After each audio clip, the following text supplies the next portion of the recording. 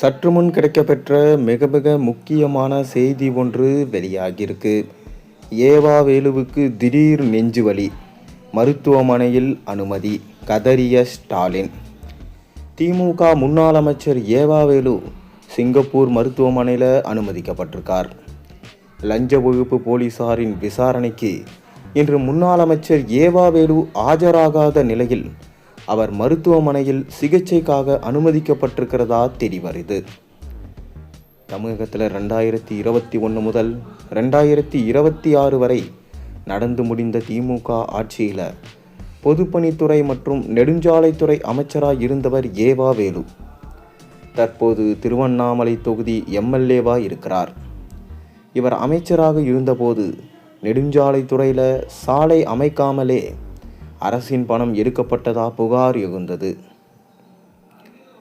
இது தொடர்பாக அறப்போர் இயக்கம் சென்னையில் உள்ள லஞ்ச ஒழிப்புத்துறை இயக்குனர் அலுவலகத்தில் கடந்த 2022 ஆண்டு புகார் அளித்தது.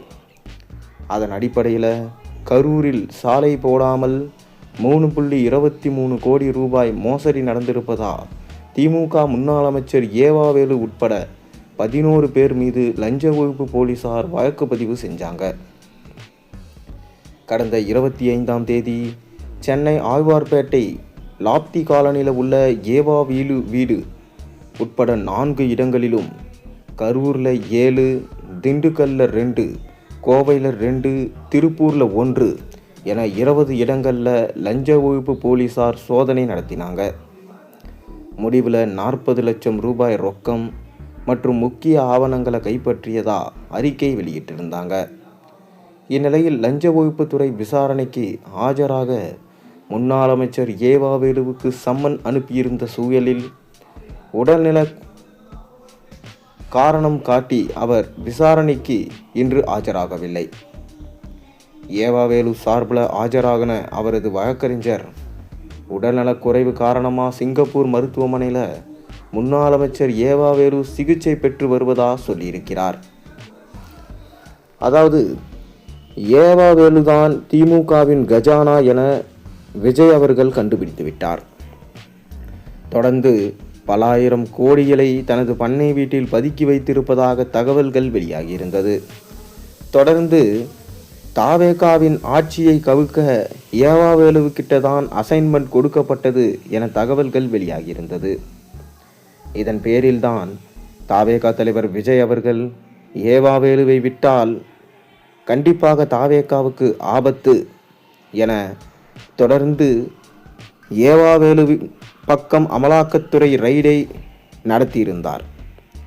மேலும் இந்த ரைடின் போது யாரையும் உள்ளே அனுமதிக்காத அமலாக்கத்துறை பல்வேறு ஆவணங்களையும் அமெரிக்கன் டாலர்ஸையும் தொடர்ந்து ஏவா வேலுவுக்கு சம்பந்தமான அனைத்து இடங்கள், பண்ணை வீடுகளில் கிடைக்கப்பெற்ற 40 லட்சம் ரூபாய் ரொக்கம், பல ஆவணங்களை கைப்பற்றியிருந்தனர். தொடர்ந்து ஏவா வேலு அன்று இரவே சிறையில் அடைக்கப்படுவார் என சொல்லப்பட்டது.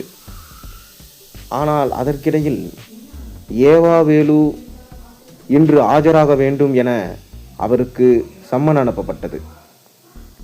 மேலும் செந்தில் பாலாஜி குதிரை பேரம் நடத்தியதற்கான ஆதாரமும் வெளியாகியிருந்தது. தொடர்ந்து செந்தில் பாலாஜி மீதுதான் முதலில் அமலாக்கத்துறை ரைடு விடலாம் என தாவேகா தலைவர் விஜய் முடிவு செய்து வைத்திருந்தார். ஏனென்றால் செந்தில் பாலாஜி மற்றும் அவரது தம்பி அசோக்குமார் குதிரை பேரம் நடத்தியது விஜய்க்கு தெரிய வந்தது. கிட்டத்தட்ட 35 கோடி இருந்து 50 கோடி வரை குதிரை பேரம் நடத்தி தாவேகா ஆட்சியை கவிழ்க்க சதி நடந்தது.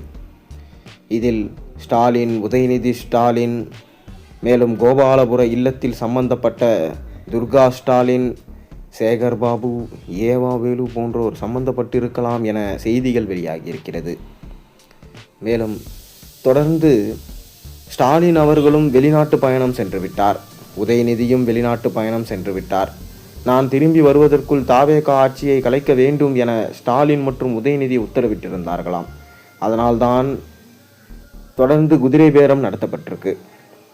இப்படி இருக்கும் சூழ்நிலையில் ஏவா வேலு வீட்டில் ரைடு விட்டால்தான் குதிரை பேரத்தை தடுக்க முடியும் என உடனடியாக ரைடு செய்தார் விஜய் அவர்கள். ஆனால் செந்தில் பாலாஜி சுதாரித்து கொண்டு தலைமறைவாகிவிட்டார். அவரது தம்பி அசோக்குமாரை தீவிரமாக போலீசார் தேடி வருகின்றார்கள். தொடர்ந்து தற்போது இன்று ஆஜராக வேண்டிய ஏவா வேலு அவர்கள் ஆஜராகவில்லை. ஏற்கனவே அவர் மீது அமலாக்கத்துறை ரைட் நடத்திய போது எனக்கும் இந்த ஆவணங்களுக்கும் சம்பந்தம் கிடையாது, எல்லாம் என் மகன் கம்பன் பேரில்தான் இருக்கிறது, அதனால் எனக்கு தெரியாது என தப்பித்து கொண்டிருந்தார். பொதுப்பணித்துறையில் பல்வேறு கட்ட ஊழல்களை அவர் செய்துள்ளதாக தான் அவர் மீது குற்றச்சாட்டுகள் இருந்தது. இதன் பேரில்தான் அமலாக்கத்துறை அவரை சுற்றி வளைத்து பண்ணை வீட்டிலிருந்து பல்வேறு லட்சம் கோடி ரூபாய்களை கைப்பற்றியதாக சொல்லப்படுகிறது. இந்த பணங்கள் அனைத்துமே வருகிற ஆட்சியில், அதாவது இந்த தாவேகா ஆட்சியை கலைத்துவிட்டு மீண்டும் எலெக்ஷன் நடத்தப்பட்டால் அதில் செலவு செய்வதற்காக வைத்திருக்கப்பட்டதாக சொல்லப்படுகிறது. மேலும் எப்படி செந்தில் பாலாஜி அவர்களை கைது செய்ய அமலாக்கத்துறை வரும்போது நெஞ்சுவலி என போலியான ஒரு காரணத்தை சொல்லி ஹாஸ்பிட்டலில் அட்மிட் ஆகி பிறகு அவரை சிறையில் அடைத்ததுக்கு அப்புறமா கிட்டத்தட்ட 15 மாதங்கள் சிறையில் இருந்தாரோ அதே நிலைமைதான் தற்போது ஏவா வேலுவுக்கும் என்று சொல்லப்படுகிறது. அவருக்கு எதிரான ஆதாரங்கள் அனைத்தும் தற்போது விஜயின் கையிலும் அமலாக்கத்துறை கையிலும் இருக்கிறதாம். அதனால் ஏவா வேலுவை கண்டிப்பாக கைது செய்வார்கள். 15 மாதங்கள் இவரும் சிறையில் இருக்க வேண்டிய நிலைமை ஏற்படும். மேலும் ஸ்டாலினுக்கு எதிரான முக்கிய ஆதாரங்களை அவர் கூறிவிடுவார். ஏனென்றால் வயதின் முதிர்ச்சி காரணமாக அவரால் கண்டிப்பாக அமலாக்கத்துறையின் விசாரணையை தாங்க முடியாது. மேலும் ஸ்டாலின் அவர்கள்தான் இதற்கு பின்னால் இருந்தார் என்கின்ற உண்மையை கூறிவிடுவார். இதனால் தான் ஸ்டாலின் நெஞ்சு வலி வந்த மாதிரி ஹாஸ்பிட்டலில் அட்மிட் ஆகிவிடுங்க, மீதம் இருக்கும் விசாரணையை பிறகு பார்த்து கொள்ளலாம் என கூறியதாகவும், தற்போது சிங்கப்பூர் மருத்துவமனையில் நெஞ்சு வலிக்காக அனுமதிக்கப்பட்டிருக்கிறதாக செய்திகள் வெளியாகியிருக்கிறது. தொடர்ந்து எப்படியாவது இந்த கேஸிலிருந்து அவர் தப்பித்து நிரபராதி என நிரூபிப்பார் என ஸ்டாலின் அவர்கள் கூறியிருந்தார். அதுபோல மீண்டும் ஒரு நாடகத்தை ஏவா வேலு அவர்கள் தற்போது நடத்தி கொண்டிருக்கிறார். சிகிச்சை முடிந்து சென்னை வந்ததும் விசாரணைக்கு ஆஜராகி முழு ஒத்துழைப்பு வழங்குவதா ஏவா வேலுவின் வழக்கறிஞர் தாக்கல் செய்த கடிதத்தில் குறிப்பிட்டிருக்கிறதா தகவல்கள் வெளியாகியிருக்கு. ஏவா வேலு இருதய தொடர் சிகிச்சை பெறுவதா தகவல்கள் வெளியாகியிருக்கிறது. எது எப்படி இருந்தாலும் கண்டிப்பாக ஏவா வேலு சிறைக்கு செல்வது உறுதிதான். ஏனென்றால் திமுகவின் கோபாலபுர இல்லம் தற்போது குதிரை பேரம் நடத்தி கொண்டிருக்கிறது.